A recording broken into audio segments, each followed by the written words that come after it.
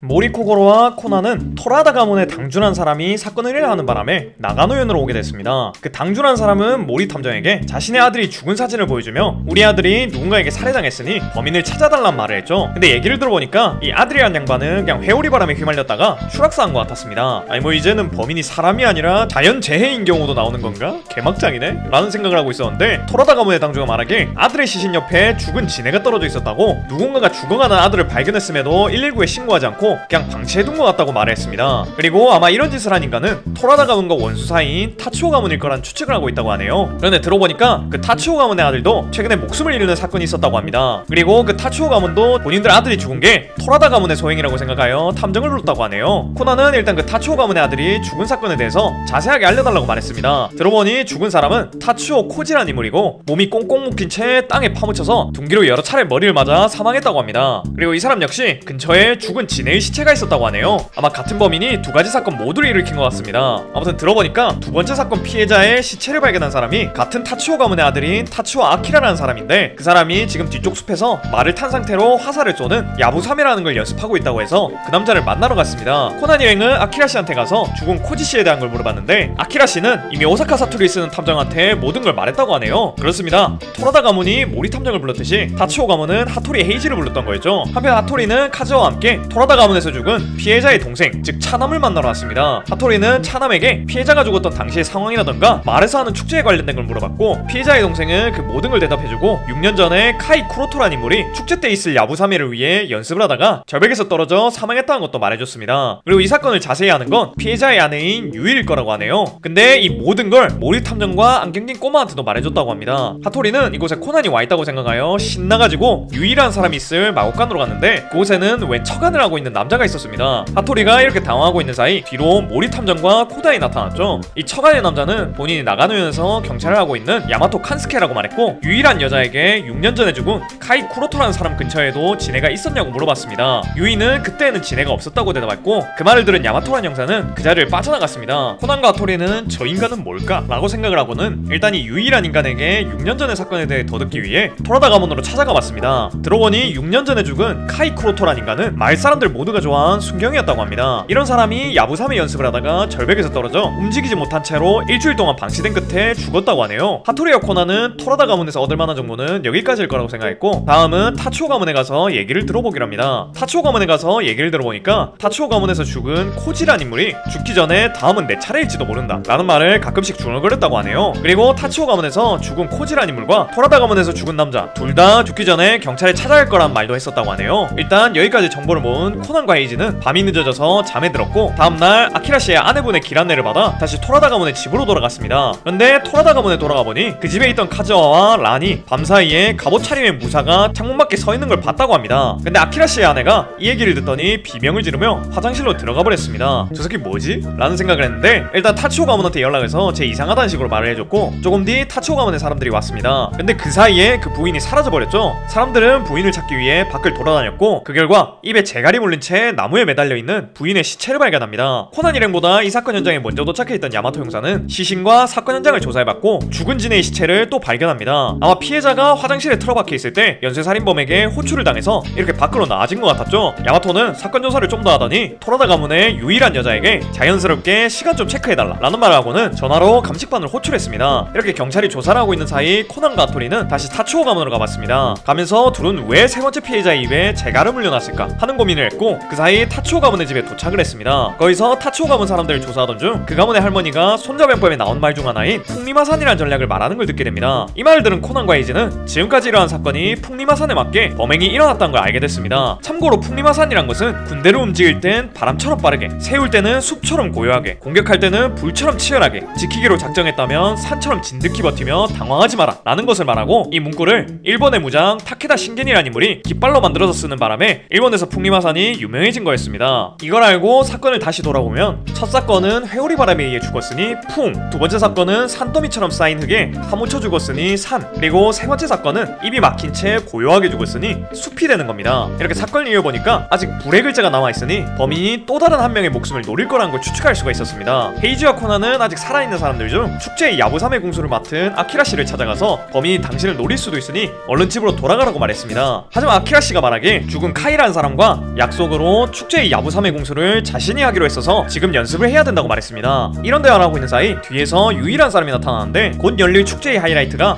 야부삼회이고, 야부삼회라는 것은 신사에서 관역을 같은 간격으로 10개 세워놓고 적중률을 겨루는 거라고 알려졌습니다. 그리고 6년 전 이 야부삼회 공수 자리를 차지하기 위해 이 아키라씨라는 사람과 죽은 카이순경이 경쟁했다고 하네요. 대회가 열리기 전 카이순경과 아키라씨는 야부삼회 연습을 했는데 아키라씨가 먼저 지쳐서 집에 갔고 카이순경은 더 연습을 하다가 실종된 뒤 시체로 발견된 거라고 했습니다. 이런 말을 하고 있던 중 야마토 형사가 나타났습니다. 그 형사는 지금 여기 있는 유이를 비롯한 모두가 용의자이니까 괜히 돌아다니지 말고 집에 박혀있으라고 말했습니다. 이 말에 유이란 사람은 좀 서운했는지 옛날처럼 이름으로 불러주지 않는 거냐고 물어봤습니다. 그 말에 야마토는 넌 내 소꿉친구인 유이도 아니고 부하였던 우에하라도 아니라고 말하고는 떠나갔죠. 이런 말을 들은 뒤 헤이지와 코나는 다시 탐문을 하러 다니고 있었는데 갑자기 천둥 소리가 났습니다. 소리가 들리고 얼마 안 지나서 카즈아에게 연락이 왔고 누군가가 불에 탄 채로 발견됐다 라는 말을 전해 듣게 됩니다. 코난과 헤이지는 바로 현장으로 달려왔고 야마토 형사가 조사한 결과 불에 탄 시체의 주인은 토라다 가문의 차남이란 것이 밝혀집니다. 아마 차남은 무슨 이유에선지 모르겠지만 낚싯대로 열차의 선을 건드리는 바람에 이렇게 된 것 같았죠. 그리고 현장을 자세히 확인해보니까 또 지네가 떨어져 있었습니다. 아마 이 차남이 불에 타버린 사건으로 풍리마산이 다 완성된 것 같아 보였습니다. 그때 현장 근처를 수색하는 경찰이 수첩을 하나 가져왔는데 그 수첩은 이번에 죽은 토라다 가문의 차남의 것으로 보였습니다. 아마 이 차남은 전깃줄에 걸린 이 수첩을 낚싯대로 건드리려다가 감전된 것 같아 보이네요. 일단 야마토 형사는 그 수첩을 읽어봤는데 읽어본 결과 수첩에는 4명이 6년 전 한 인물을 실수로 죽였는데 경찰에 출두할지 말지에 관해 언쟁을 벌인 내용이 적혀 있었습니다. 그리고 메모장에 적힌 필체를 보니까 4명의 필체가 썩혀 있었고 교환일기 형식으로 여기다가 적어놓은 것 같았죠. 아마 이 4명이 죽인 인물은 6년 전 죽었다는 카이순경일 테고 교환일기를 적은 4명은 이번에 죽은 4명의 피해자인 걸로 보였습니다. 이 4명은 아키라씨를 야부삼회에서 우승시키기 위해 카이순경이 타고 있는 말을 화약으로 놀라게 해서 낙마시킨 걸로 보였죠. 야마토는 대충 이 상황을 파악하고는 마지막에 죽은 토라다 가문의 차남이 범인이고 카이순경에 대한 죄책감 때문에 3명의 사람을 모두 죽인 뒤 본인까지 죽은 것이다 라는 결론을 내놓고는 이제 사건은 끝났으니까 집에 돌아가라고 말을 했습니다. 야마토가 이렇게 말하긴 했지만 헤이지와 코나는 아직 마음에 걸리는 게 있었습니다. 그래서 사건이 벌어졌던 현장들을 다시 조사하던 중 야마토 형사의 부하로 보이는 사람에게 야마토 형사에 대한 이야기를 듣게 됩니다. 원래 야마토 형사와 유이 형사는 어릴 때부터 자신들을 잘 돌봐줬던 카이순경의 영향으로 둘 다 형사가 됐었다고 합니다. 그러다 8년 전